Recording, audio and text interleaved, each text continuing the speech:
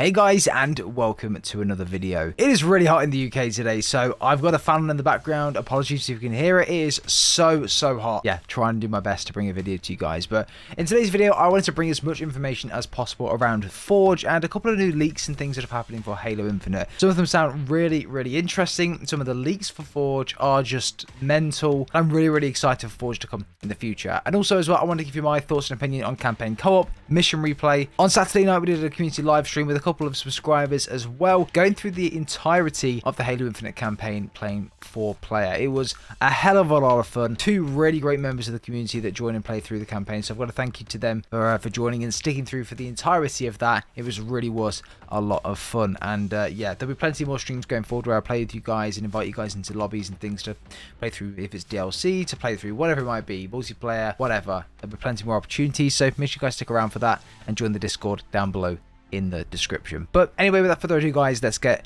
straight into the video. So I want to start with campaign co-op and mission replay. Now, campaign co-op was something that we've waited 8 months long for. Been in pretty much every single game before Halo Infinite from the beginning of time. Even Halo Combat Evolved, campaign co-op, not on the network side, but just split screen. Halo Infinite still doesn't have split screen, by the way. And yes, it can be because of the open world and how that differs and the challenges with the networking side of things and just generally how co-op would work in an open world. Did I enjoy it? Absolutely. I loved every single second of it. I had a whale of a time playing through the campaign. I think it took around 6.5 hours to play through the entirety of the campaign. And yeah, it's miles better when playing with friends and enjoying it with a lot of different people you're playing with. Would I prefer something like campaign DLC or just new content coming to Halo Infinite? Absolutely. Would I prefer a ranking system over campaign co-op? Of course I would. I feel like the reason why we've not got a lot of additional content for Halo Infinite in the past couple of months is because the teams have been focusing on campaign network co-op, mission replay, and other things like that as well. So if the community weren't really too bothered about it, they could have put that on the back burner and focus on things that will prolong and bring players back, like a ranking system, like potential new DLC or teasers for that, something like that, or even playable narratives in the multiplayer. I don't know. Let me know what you think down below though, guys. But overall, I do want to say that they handled it really well. I thought that it worked great in terms of having the 4 players in one lobby. You can go a really far distance away from your team. It doesn't necessarily just have to be very close knit together for the entirety of the time. You can actually travel quite far away. I think it was around 300 meters. I think that's what they mentioned. So it's quite far, and you can definitely feel that when in game as well. There were a few issues here and there with the PC build of the game, with sort of crashes and issues with just installing it. It's a bit of a pain, but the Xbox version though was so smooth. I've got no complaints by the Xbox version. Did a really good job with that. But there was a question that I really wanted to know before the co-op flight was out, and that was that has anything in the campaign been changed to suit co-op, or to show the person that we are playing co-op, for example, to have your other friends within the cutscenes with you or something like that. Like in Halo 3, you obviously had the Arbiter and the Chief in multiplayer cutscenes, but then in single player you just had the Chief, like it went between the two, and it was really cool. It involved that secondary player in the cutscenes with you. Really neat touch. In Infinite, it doesn't really do that. For me, it was extremely clear when playing through the campaign that this campaign was not made with co-op in mind whatsoever. Yes, going into missions and different encounters was fun, and it would be more fun with friends, and you can do more things. It'd be a lot more fun to do it with friends.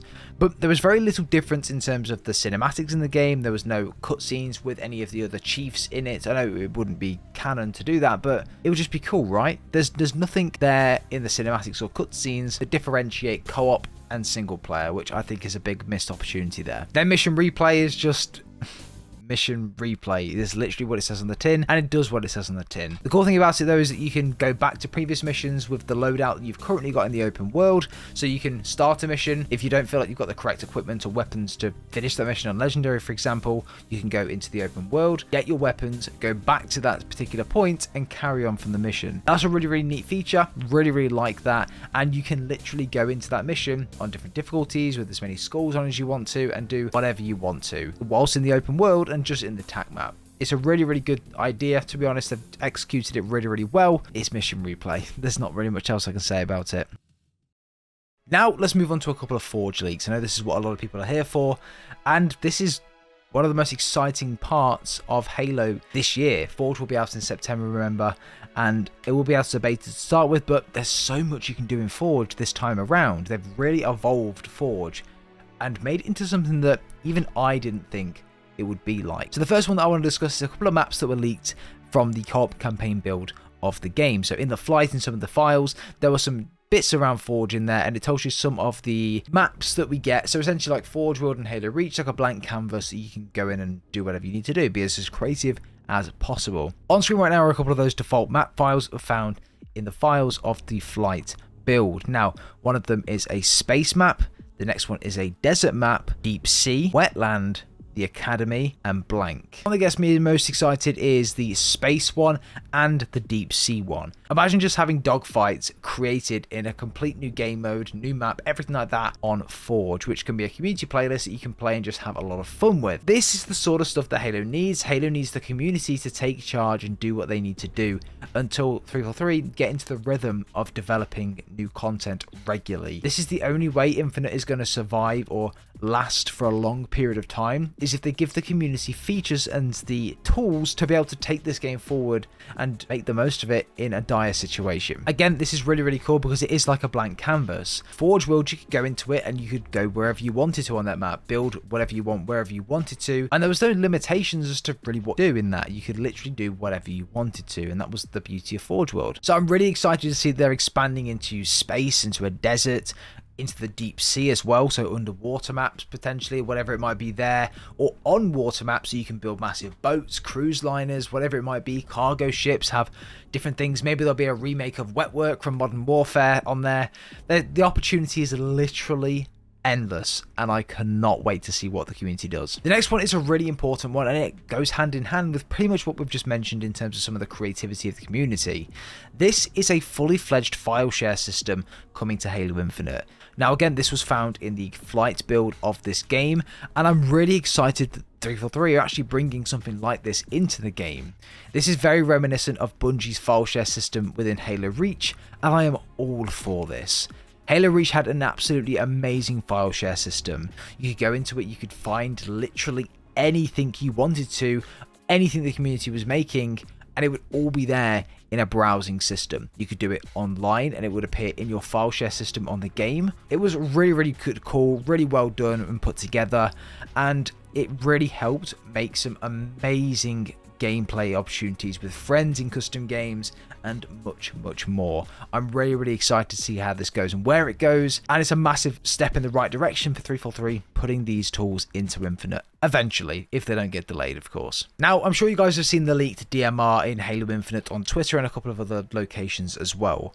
My thoughts are that, yeah, the Reach DMR was really good. I really liked it, and it'd be great to see it come back because, one, we don't really have a lot of variation in Infinite right now, and two, yeah, I'll just take anything at this rate. But there's some part of me that would really like to see more creative weapons come to Halo. Why are we just sticking with UNSC weapons, and why does it have to be the DMR? Why can we not have previous weapons in the franchise, like, for example, the Spiker, the Brute Shot, something ridiculous like that from a Brute or a Banished side of things that we didn't really see in the campaign much? Bring more weapons which are just more exciting to me, stuff that's going to be fun to use. Going alongside this as well, I did see some very interesting things on Twitter along with this, which may be the reason why this gun doesn't have a scope on it.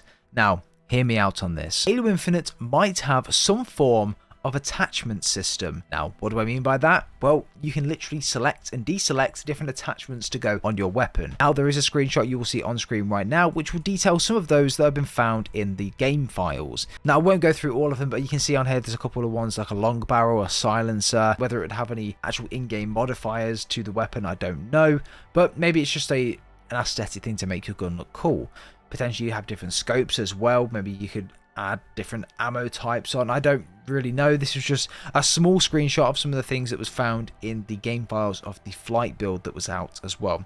So potentially we may have some form of weapon attachment system coming to Halo Infinite, whether that's in the generic multiplayer, whether that's just limited to Forge custom games, or even the Tatanka mode that's coming out next year. I don't know, maybe it'll be a thing that you can undo in the menu and it's a Forge thing, so you can have BRs with suppressors on, but it's only for Forge creators to be able to mess around with and choose how they want their weapons to be. I don't really know, but I'll have to wait and see how this goes. But yeah, interesting to say the least. I was not expecting this. But what I can tell you is right now, and we all know this is the case, this will be monetized like fuck. If this is going to multiplayer in the mainstream side of multiplayer, whether that's good or bad, we know this is going to be monetized like hell.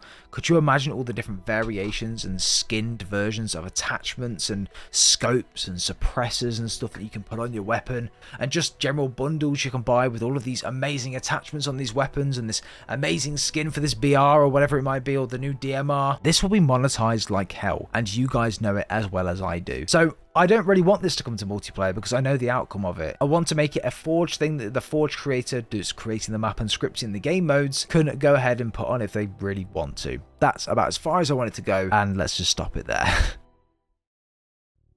Now, there's also a lot of footage on Twitter relating to Forge doing a lot of different things, like welding vehicles together, unreleased or throwback vehicles, which look really, really cool, or just some insane bits that Forge will bring to the table, which even I didn't expect. Not to mention, though, you can literally set your biomes in the game. Literally any map can have snowstorms, sandstorms, rain, wind, fog. Not just that. Also, the environments and the lighting allow for things like horror maps to make a massive return and to actually have some form of ambience around that horror vibe. I'll put a couple of screenshots and videos on screen right now if I can. I don't really want to get this video taken down, so I'm going to try and limit the amount that I put in, but there are quite a few really interesting ones that just look really, really good, especially the different biomes, terrains, the ambience that you can set as well. The possibility is literally endless to what you can do. For me, this will change the game for Halo Infinite and take it from where it is now to an extremely positive place, a community-driven place. A couple of other things to throw in there as well of what you can do in Forge. You can create custom armor abilities. So for example, the grapple hook, the overshield, the invisibility and stuff like that. You can script and create your own versions of whatever they might be, which again is a really positive thing. It'll be interesting to see what the community comes up with there. You can also scale objects, meaning that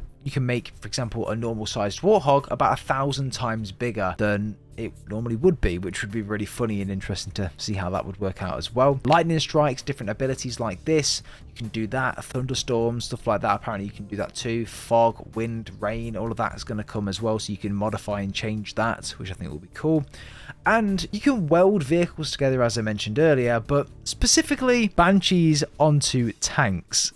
This just looks really cool and a lot of fun. But I'm very excited for Forge, but that's going to end it for today's video, guys. Some different bits of information coming from the Forge side of things as well, from the Forge flights, the closed flights for Forge that have been going on for, I think, almost a year now at this point. And I'm really looking forward to see where this Forge is going to take Halo Infinite. It's really, really positive to see some good things come out of Halo and that the community are excited for a feature that's coming not too long ago now. So yeah, let me know what you guys think down below in the comments.